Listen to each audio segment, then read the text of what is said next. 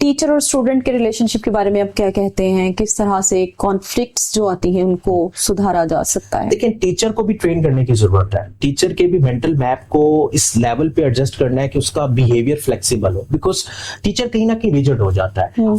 मैं जब teacher trainings करवाता था तो मुझे आज भी याद है कि टीचर्स कहती थी सर कि ये जो बच्चे हैं ये बिल्कुल ठीक नहीं हो सकते। अब ये एक लेबल है, लेबल जैसे ही टीचर के माइंड में आता है और उस बच्चे पे फोकस कर देती है, वो चेंजिंग नहीं हो सकती। तो अगर टीचर ये कहती है कि ये बच्चे ठीक नहीं हो सकते, इट मीन कि उसके टीचिंग में फ्लॉ है, उसकी कम्युनिकेशन में फ्लॉ है। एनएलपी कहती है कि कम्युनिकेशन तब तक कंप्लीट नहीं होती जब तक आपका जो मकसद है वो पूरा ना हो। इट मीन कि आप अगर टीचर हैं और आपका मकसद है बच्चे को ट्रेन करना, आपका मकसद है बच्चे को ग्रूम करना, आपका मकसद है बच्चे को पोजीशन ए से किसी हायर पोजीशन पे लेके जाना, यानी उसके बिहेवियर में एक चेंज लाना, अगर आप चेंज नहीं ला रहे तो इट मीन कि आपकी कम्युनिकेशन में गैप है। आपको जरूरत है कि आप उस गैप को फिल करें, आप अपनी स्किल्स पे काम करें। अगर कोई टीचर कहती है कि ये बच्चे नहीं ठीक हो सकते, इट मीन के उसके अपने मेंटल मैप में कहीं ना कहीं रेजिस्टेंस है, डेफिनेटली वो स्टक है अपने किसी बिहेवियर में। उसको अपने माइंड को रिफाइन करने की जरूरत है, माइंड की रेजिस्टेंस को रिमूव। जैसे बहुत से टीचर्स जिनका एक्सपीरियंस होता है, उनके माइंड में ये रेजिस्टेंस आ जाती है कि मेरे पास डिग्री है, मेरे पास एक्सपीरियंस है, मेरे पास एक्सपोजर है। ये एक्सपोजर कहीं ना कहीं उनके लर्निंग कर्व को डिस्टर्ब करता है, बिकॉज लर्निंग एक कंटिन्यूस जर्नी है। और टीचिंग मैं समझता हूँ कि मैंने अगर टीचिंग का इंतखाब किया तो वो इस वजह से था कि टीचिंग में आप कंटिन्यूसली सीखते हैं, आप डिफरेंट मेंटल मैप्स के साथ एसोसिएट होते हैं, इंटरेक्शन करते हैं। हर बच्चा आपके पास एक केस है, एक केस स्टडी है पूरी। अगर आप उसको समझते नहीं है तो आप उसको डील नहीं कर सकते। बच्चे को समझने के लिए कनेक्टिविटी जरूरी है, जो हमने स्टार्ट में बात की थी। सो इस रिलेशनशिप में भी आई थॉट, मेरी एक अपनी परसेप्शन है, मेरा एज माय एक्सपीरियंस, कि टीचर कनेक्ट नहीं कर पाते, टीचर बच्चे के लेवल पे नहीं जाते।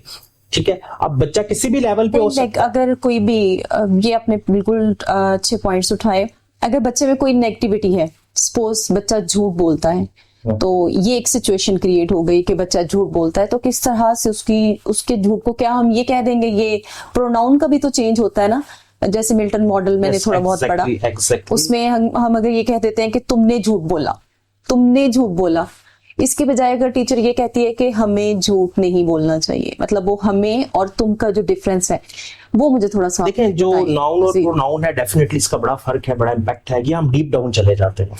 अगर हम इसको सिंपल वे में मैं अगर एक्सप्लेन करूं तो डायरेक्ट और इनडायरेक्ट, डायरेक्ट और इनडायरेक्ट। डायरेक्ट वे में बच्चा हिट होता है। लेट्स सपोज मैं आपको यहाँ पे एकदम से रेजिस्ट करूं, आप मुझे कहें सर ये मोबाइल दे दो, मैं कहूं नो, आपकी पूरी बॉडी रेजिस्ट करेगी, ये डायरेक्ट मोड है। लेकिन अगर मैं, आप मुझसे मोबाइल मांग रही और मैं कहूं कि मेरा भी काम है, या मैं एक सॉलिड रीजन आपके सामने रखता हूं और इनडायरेक्ट वे में आपके माइंड में ये डाल देता हूं कि मैंने आपको मोबाइल नहीं देना, अब इनडायरेक्ट वे में आपकी बॉडी रेजिस्ट नहीं करेगी। जबकि डायरेक्ट वे में बच्चा रेजिस्टेंस मोड में चला जाता है, वो सुनता नहीं है। अच्छा, बच्चे को समझाने का तरीका ये है कि आप उसे करके दिखाएं। देखिए, बच्चे का जो मेंटल मैप है ना, वो प्रैक्टिकल चीजों को देखता है। आप एग्जाम्पल यूज करें, आप स्टोरी क्रिएट करें। आप स्टोरी क्रिएट करके बच्चे के मेंटल मैप को अपडेट कर सकते हैं। मकसद है कि बच्चे के मेंटल मैप को अपडेट करना है, और वो कैसे करना है कि बच्चा झूठ ना बोले। एक फैक्ट आ गया। अब अगर आप डायरेक्टली कहते हैं बेटा झूठ ना बोलो, अब उसको समझ नहीं आ रही। देखिए, हम ये गलती उमूमन छोटे बच्चों के साथ करते हैं। लाइक जो मॉन्टेसरी के किड्स हैं, हम उनको कुछ चीज समझाने की कोशिश करते हैं, उनको समझ नहीं आती, बिकॉज हम उनके लेवल पे नहीं जाते। सो इनडायरेक्ट मोड मैं समझता हूँ कि बेस्ट मोड है, जिसमें आप किसी भी बच्चे के किसी भी बिहेवियर को मोल्ड कर सकते हैं, फ्लेक्सिबल मोड में लेके जाके उसे चेंज कर सकते हैं। और इसके लिए आपको कंटिन्यूअस एफर्ट करनी है, ये एक दफा से नहीं होगा। और रेपिटेशन में वो डाटा आपने उसके माइंड में डालना। अच्छा, इसमें हिप्नोसिस की भी डिफरेंट टेक्निक्स है कि जब आप बच्चे को शाउटिंग में कुछ कहते हैं, ठीक है, बच्चा अपने माइंड को बंद कर देता है, ब्लॉक कर देता है। जब आप बच्चे के साथ बात करते हुए अपनी टोनैलिटी में चेंज लाते हैं, बेटा ये काम ऐसे नहीं होना चाहिए, आपको क्या लगता है कि ये काम ठीक है, आप क्वेश्चनिंग करते हैं, आप उसके इनसाइड को एक्टिव करते हैं। बेसिकली इनसाइड एक्टिव करना है। अच्छा, जैसे इनसाइड एक्टिव होता है, बच्चे को समझ लग जाती है कि यहाँ पे मैं गलत हूँ। लेकिन हमारी छोटी बेटी 3 साल की है, तो हमने कुछ SOPs घर में बनाए हुए हैं, और जब भी वो किसी के साथ अगर बदतमीजी कर जाती है तो हम थोड़ा सा रेजिस्टेंस में जाते हैं 1-2 मिनट के लिए, और उसको फील हो जाता है, और वो आके जस्ट कहती है सॉरी बाबा, सॉरी मामा।